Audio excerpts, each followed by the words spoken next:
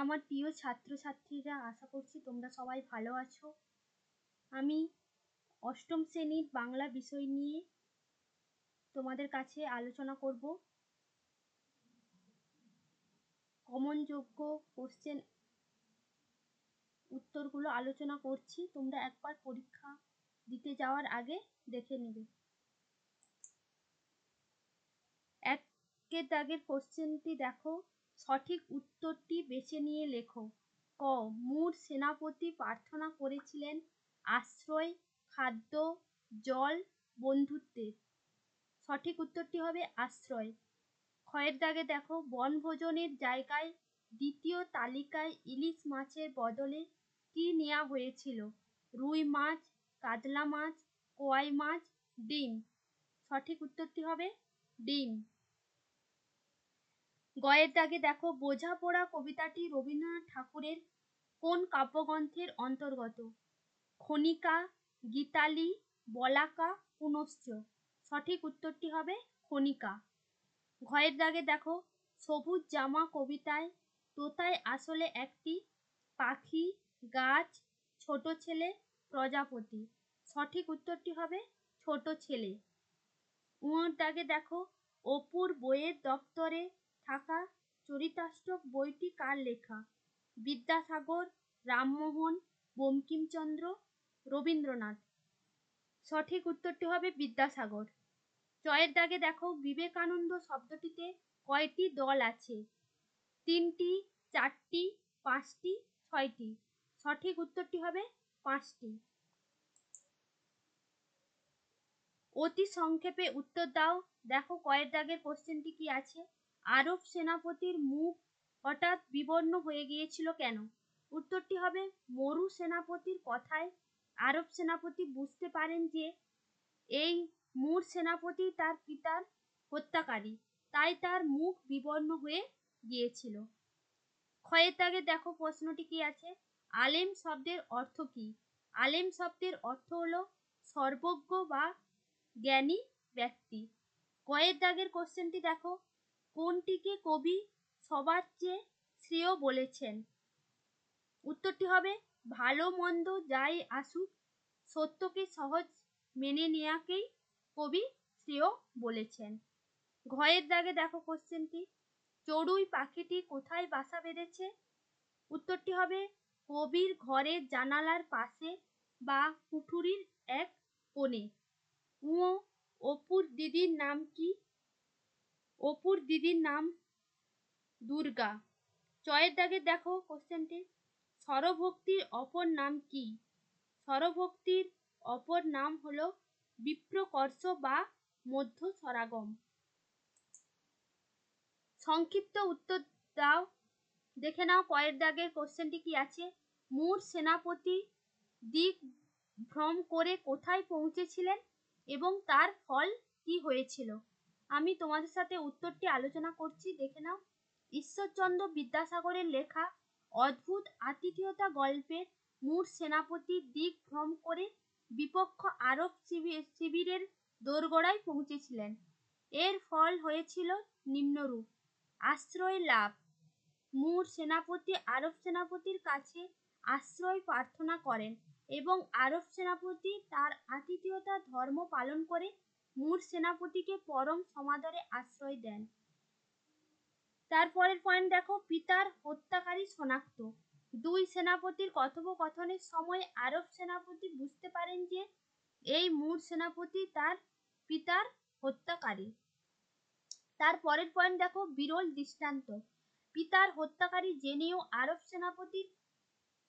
সেনাপতি মুর সেনাপতিকে তৎক্ষণাৎ আঘাত না করে তাকে বিশ্রামের সুযোগ দেন এবং পরদিন ভোরে তাকে নিরাপদে পালানোর সুযোগ করে দিয়ে এক অদ্ভুত আতিথেয়তার দৃষ্টান্ত স্থাপন করেন। ক্ষয়ের দাগের কোশ্চেনটি দেখো, চমকিত হইলাম বক্তা কে? তিনি কেন চমকে উঠেছিলেন? এখানে উত্তরটি আলোচনা করছি, দেখে নাও। বক্তা হলেন নারায়ণ গঙ্গোপাধ্যায়ের বনভোজন ব্যাপার গল্পে উদ্ধৃত উক্তিটির বক্তা হলেন গল্পের কথক কেবলা। চমকে ওঠার কারণ, বনভোজনের প্রথম তালিকায় টেনিদা যখন কালিয়া, পোলাও, কোপ্তার মতো রাজকীয় খাবারের বদলে হঠাৎ আলু ভাজা, চচ্চড়ি আর সস্তা ডিমের ডালনার কথা শোনেন, তখন তিনি ভীষণভাবে চমকে উঠেছিলেন।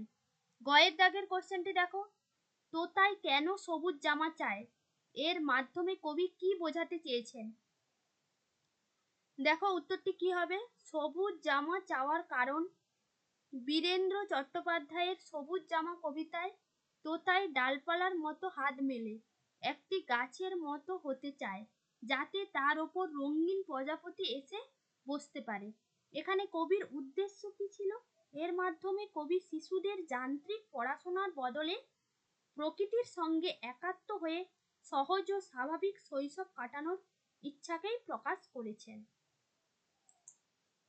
ঘয়ের দাগের কোশ্চেনটি দেখো, পাখিটি তবুও যায় না চলে, পাখিটি কেন চলে যায় না? উত্তরটি হবে, দেখে নাও। শক্তি চট্টোপাধ্যায়ের দাঁড়াও কবিতায় পাখিটি মানুষের নিঃসঙ্গতা এবং অসহায়তায় সঙ্গী হতে চায়। মানুষের প্রতি টান এবং ভালোবাসার কারণেই প্রতিকূলতা সত্ত্বেও পাখিটি তাকে ছেড়ে চলে যায় না। উমর দাগের কোশ্চেনটি দেখো, অপুর পাঠশালার বর্ণনা দাও। এখানে উত্তরটি আলোচনা করছি, দেখে নাও। বিভূতিভূষণ বন্দ্যোপাধ্যায়ের লেখা অপুর পাঠশালা অংশে অপুর পাঠশালার একটি চমৎকার চিত্র পাওয়া যায়। এখানে আমি পয়েন্ট আকারে দিয়েছি, দেখো। পয়েন্টটি হলো অবস্থান। অপুর পাঠশালাটি ছিল গ্রামের প্রসন্ন গুরু মহাশয়ের বাড়ির চণ্ডী মণ্ডপে। পরিবেশ, পাঠশালাটি ছিল জীর্ণ এবং ধুলো মাখা। সেখানে ছাত্ররা মাটির ওপর বসে তালপাতায় অক্ষর লিখত। গুরু মশাইয়ের শাসন, গুরু মশাইয়ের এক হাতে থাকতো একটি নস্যের ডিবে এবং অন্য হাতে থাকতো শাসনের জন্য বেদ। অপুর অনুভূতি, অপুর কাছে এই পাঠশালা ছিল ভয়ের জায়গা। গুরু মহাশয়ের কড়া শাসন আর পড়া না পারলে শাস্তির ভয়ে অপু সর্বদাই তটস্থ থাকতো। তারপরের কোশ্চেন দেখো, যিনি হও না কেন তিনি আমার পরম শত্রু, বক্তা কে? কেন তিনি এমন কথা বলেছেন? উত্তরটি আলোচনা করছি, দেখো। বক্তা, এখানে বক্তা হলেন ঈশ্বরচন্দ্র বিদ্যাসাগরের অদ্ভুত আতিথেয়তা গল্পে উদ্ধৃত উক্তিটির বক্তা হলেন আরব সেনাপতি। এমন মন্তব্যের কারণ কি? আরব সেনাপতি এবং মূর সেনাপতি যখন একত্রে বসে গল্প করছিলেন, তখন আরব সেনাপতি জানতে পারেন যে তার শিবিরে আশ্রয় নেয়া মূর সেনাপতি তার পিতার হত্যাকারী। আরবদের কাছে আতিথেয়তা ধর্ম রক্ষা করা সবথেকে বড় কর্তব্য। তাই তিনি আশ্রয়দাতাকে তখন আঘাত করেননি, কিন্তু পিতার হত্যাকারী হওয়ার কারণেই মূর সেনাপতি তার কাছে আজীবনের জন্য পরম শত্রু হিসেবেই চিহ্নিত থাকবেন। ক্ষয়ের দাগের কোশ্চেনটি দেখো, মনেরে আজ কহ যে ভালো মন্দ যাহাই আসুক সত্যের লও সহজে। উদ্ধৃতিটির তাৎপর্য লেখো। এখানে তোমাদের আমি উত্তরটি আলোচনা করছি, দেখো। উৎস,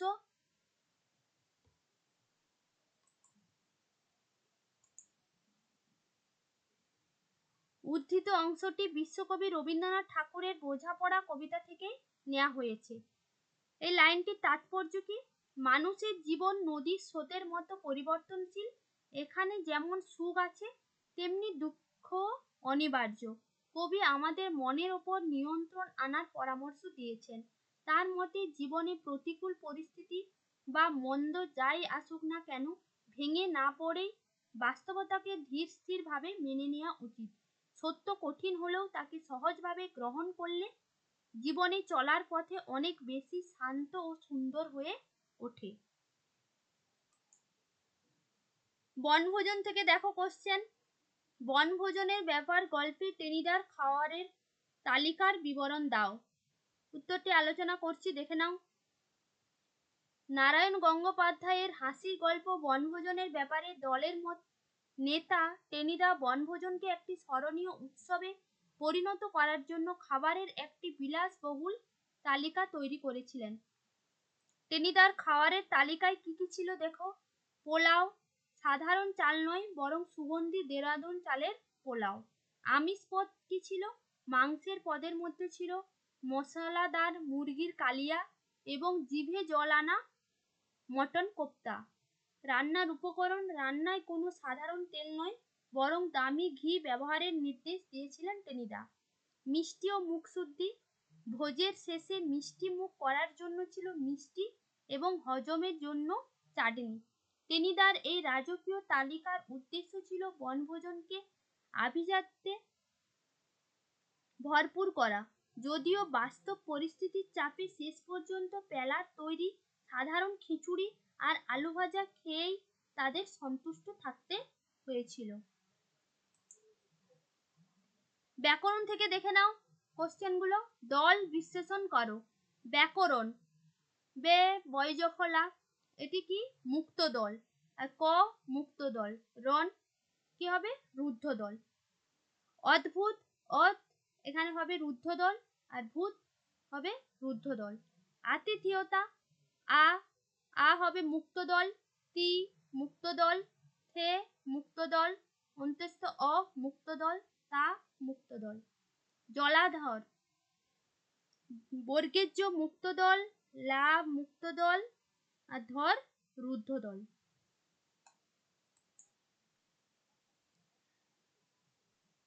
ক্ষয়ের দাগের কোশ্চেনটি দেখে নাও। উদাহরণ সহ সংজ্ঞা দাও যে কোনো দুটি।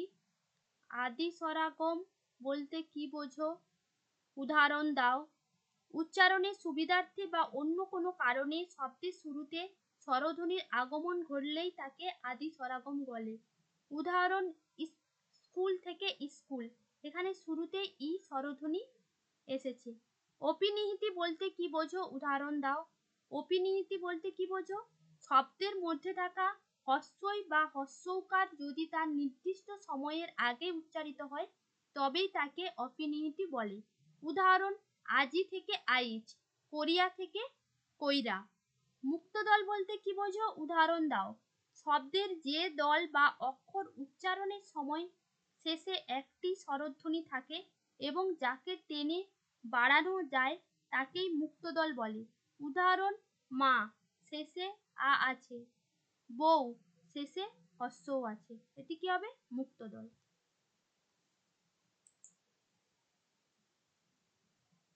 আজকে এখানেই শেষ করলাম। তোমরা জ্ঞানের আলো চ্যানেলের সাথে যুক্ত থাকো। লাইক, শেয়ার, কমেন্ট, সাবস্ক্রাইব করতে ভুলো না।